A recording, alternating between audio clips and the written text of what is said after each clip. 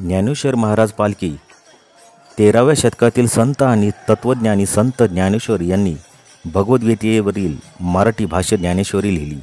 लाखो वारकरी त्यांच्या पादुका आणि पालखीबरोबर पंढरपूरच्या दिशेने चालतात।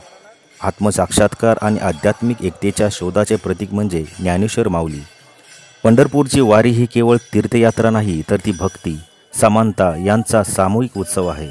हा सोहळा सामाजिक स्तरातील लाखो भक्तांना एकत्र आणते, जेणेकरून ते एकजुटीने चालतील, परमेश्वराचे नाव घेतील आणि प्रेम, नम्रता आणि सेवेच्या मूल्य जपतील।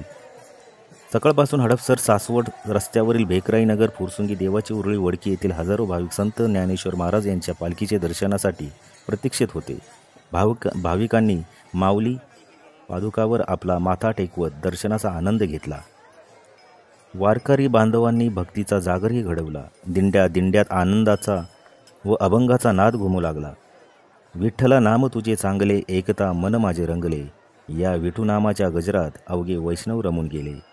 मार्गातील मठ, मंदिरे, मोकळे जागा सर्वत्र हा सावळा सुंदर विठ्ठल भरून राहिलेला।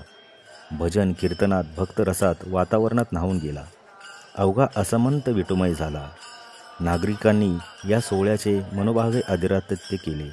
वारकऱ्यांना ठिकठिकाणी अन्नदान करण्यात आले। दिंड्यामधून घुमणारा विठू नामाचा गजर, अभंगात रमलेले वारकरी, ज्ञानोबा तुकोबांच्या दर्शनासाठी लागलेली भाविकांची रीत, यामुळे अवघा हडपसर ते दिवेघाट भक्तिरसात चिंब झाला।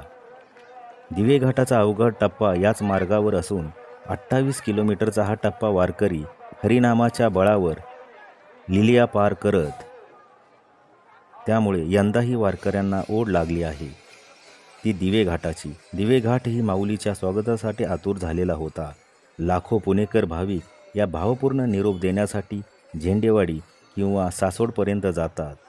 वडकीमध्ये पालखी विसावा असतो तेव्हा वडकी ग्रामपंचायत मार्फत स्वागत केले जाते। या चॅनलवर येणारे नवनवीन व्हिडिओ तुमच्यापर्यंत अगोदर अपडेट होण्यासाठी आत्ताच आपला लोकवादी न्यूज चॅनल सबस्क्राईब करून बेल आयकॉन दाबायला विसरू नका।